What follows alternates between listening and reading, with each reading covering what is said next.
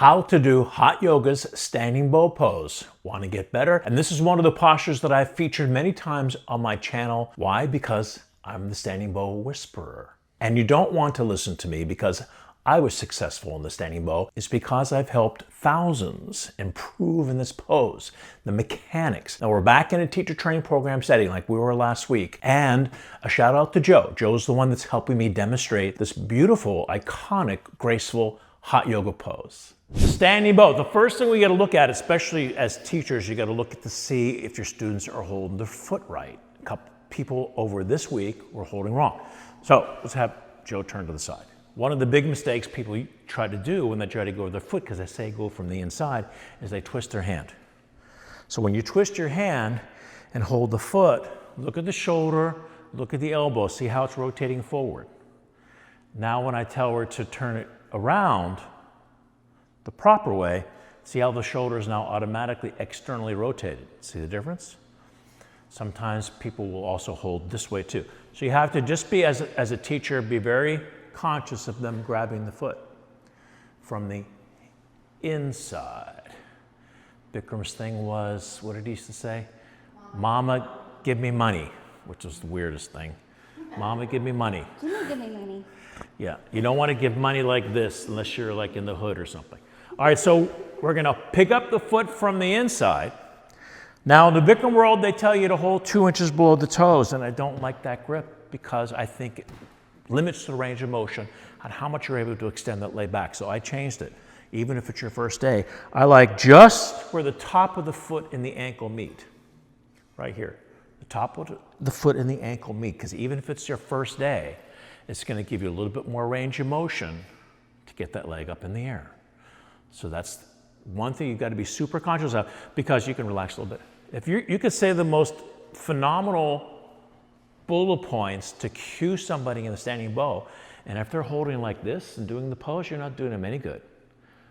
Look around and look at the correction, especially if you have a new person. In fact, I usually, when I go to the new person in the room, I go right to them because I know they're going to hold wrong.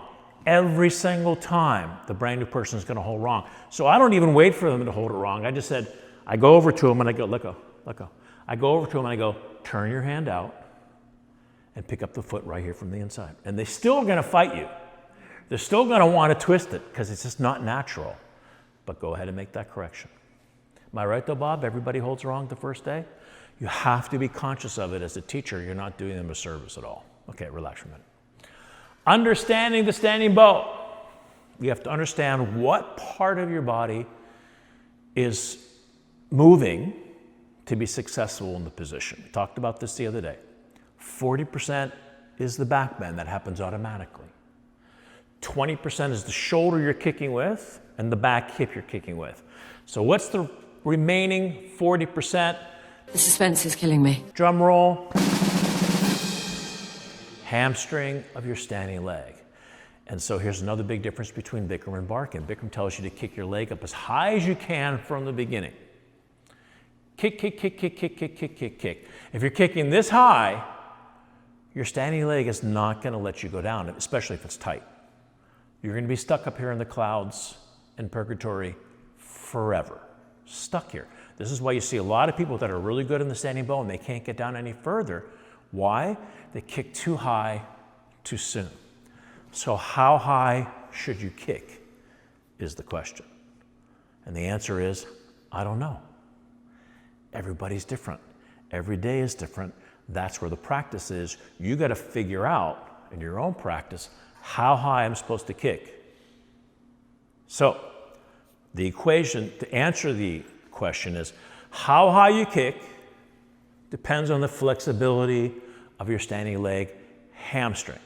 Because somebody that's really flexible on their hamstring, a more advanced student, they have to kick up like Joe just did in order to release that back hip. The problem is that new person or the person with the tight hamstring looks at that advanced person kicking all the way up, thinks that that's what they have to do, and then they're stuck up there because they don't have the flexibility to lower down. Because if you don't get your stomach parallel to the floor, you're not using the hamstring flexibility. Therefore, you're only using 60% of your potential. you're losing 40%.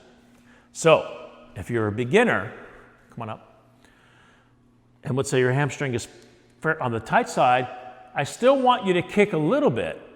In other words, I don't want you to have your arm stuck to your body, come down like this. I don't want your arm stuck to your body like this, because that's not going to do any good.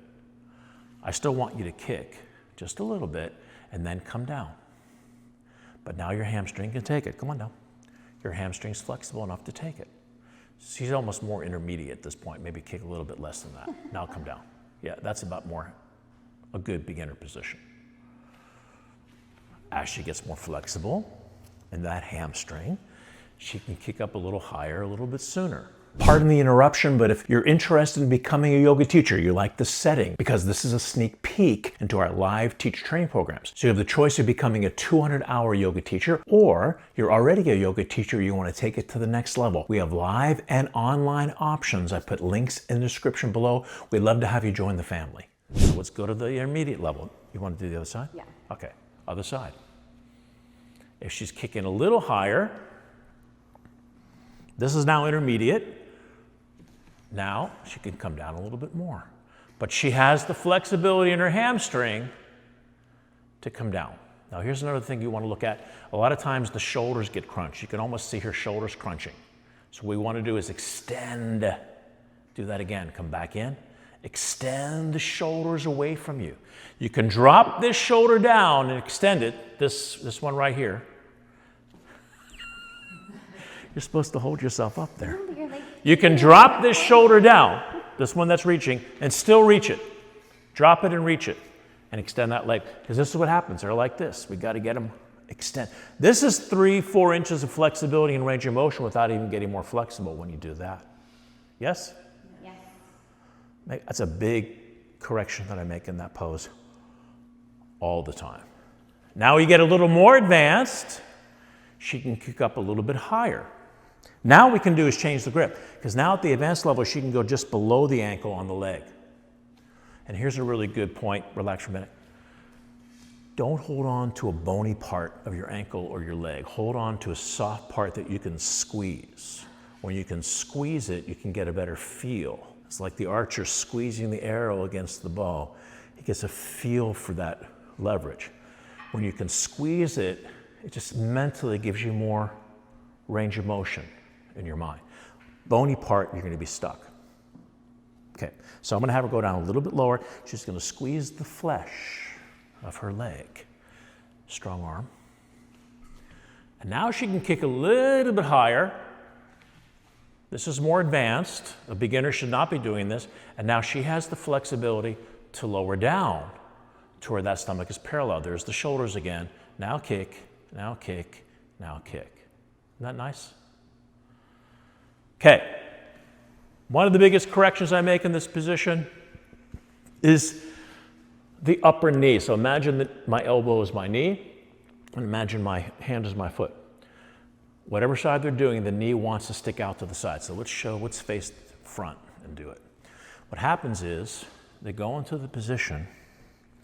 Can we do it wrong? Yeah, the knee's going to stick out like this, like so. You can see how she can see her knee.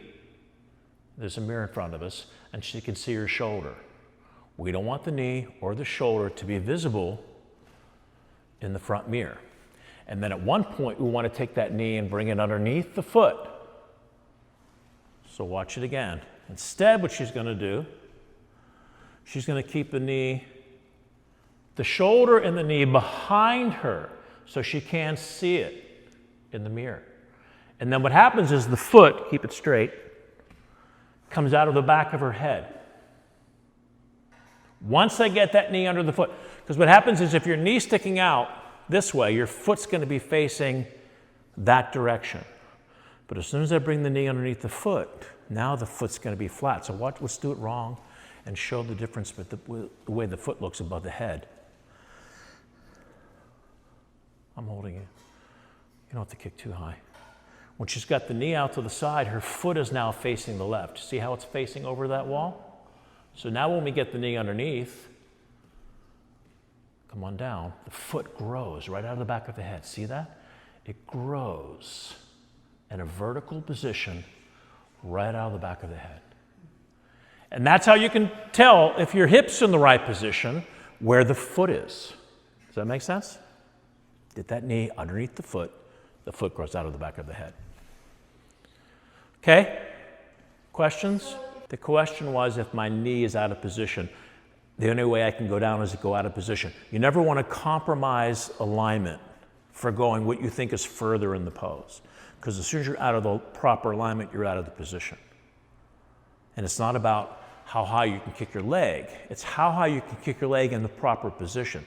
And again, it's not so that we can perform the pose, is that we can help to heal the body. So when you're in the right alignment, now you're in a proper position for the body to be healthy. So the intention has to be away from the pose and on the body, which is essential. Questions? Does anybody want to come up and let me look at their bow and make a correction? So I'm going to watch your position, and as a teacher, you want to sit back and watch them. Don't worry about the camera being on live, because I'm going to edit it. Bring your chin up.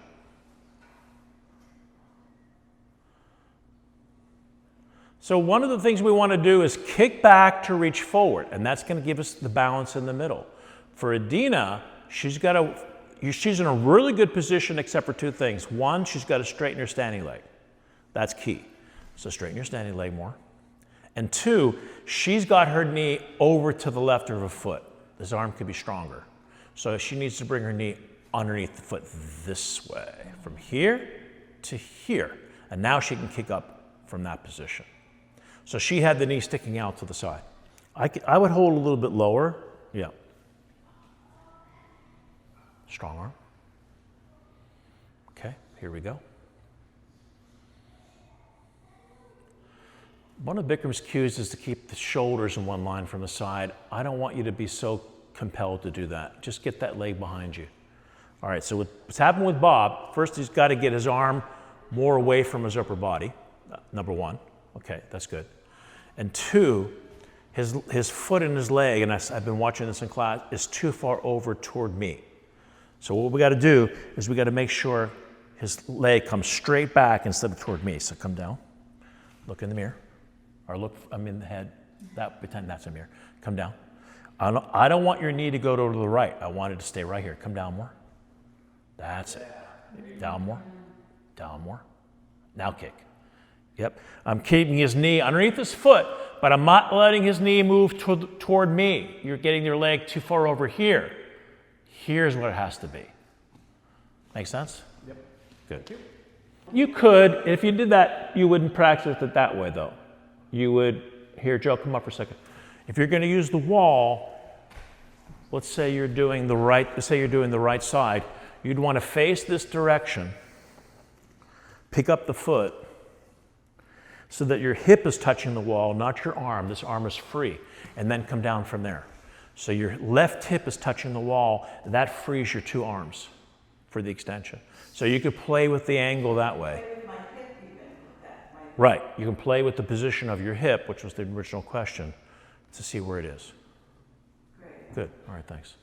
So now at the advanced level, let me show you something that will, once you get to that level, maybe you can show your students. Your right side, your better side, right? Yes. Okay, so let's say now Joe's peeking at the end. She's going to go down a little bit below her ankle, which is going to give her more range of motion. She's going to squeeze the grip, correct? So here she goes. She kicks, kicks, kicks, lowers down, keep going, keep going. Now let's just say this is as far as Joe thinks she can go. Here's a little trick that I invented. Look in the side mirror. Now straighten your leg. Oh. Okay, now look back. See how she got 3 inches higher without getting more flexible? Why? I gave her the visual. As soon as she looked in the mirror, she goes, oh, I can go higher than that. That's not a problem. But if I didn't have her look, she would think she was stuck there, and that's as high as she possibly can go. So I'm not saying you should do that. That's really an advanced tip if you're really close to getting your leg straight. And if you can peek over to the mirror and look at, that's how I was able to straighten my leg the first time. I looked in the mirror and went, oh, I can do that. I went from here to here. Show off. So it's sort of a mental shift. So once again, this is what I want you to take with you. How high you kick initially depends on the flexibility of your hamstring. And maybe the second set might be able to go further than the first set. Treat the 2 sets differently. Treat the first set as a warm-up. Second set, you go for it. Or maybe you've been doing class for 5 days in a row. Maybe Friday is going to be your better day because you've built the momentum for it. So that's where the practice is. You got to figure out, one day you're feeling stiff, maybe you're a little bit injured, then you have to be going to the healing mode and be mindful of what's going on with the body. Forget about the performance. Just find the proper position and alignment. Make sense? So there it is, standing bow pose, hot yoga standing bow pose. Any questions or comments, especially about this pose, put them down below. I'm happy to get back to you. Quick updates on my teacher train programs that are coming up and workshops, October 5th to the 10th in Fort Lauderdale, right here in Fort Lauderdale. It's a Barkan Method level 2 and 3 teacher train program. We've done this training since 2004. October 11th, I'm going to be in Coconut Creek at Evolution Yoga doing a Barkan workshop. Then I'm going to Marltown, New Jersey at Revive Yoga to do a Barkan workshop. That's November 7th to 9th. So that's our episode for today. Thank you so much for watching. If you're new to the channel, please consider subscribing. Again, any questions or comments, put them down below. I'm happy to get back to you, and I will see you at the next video. Bye, everyone.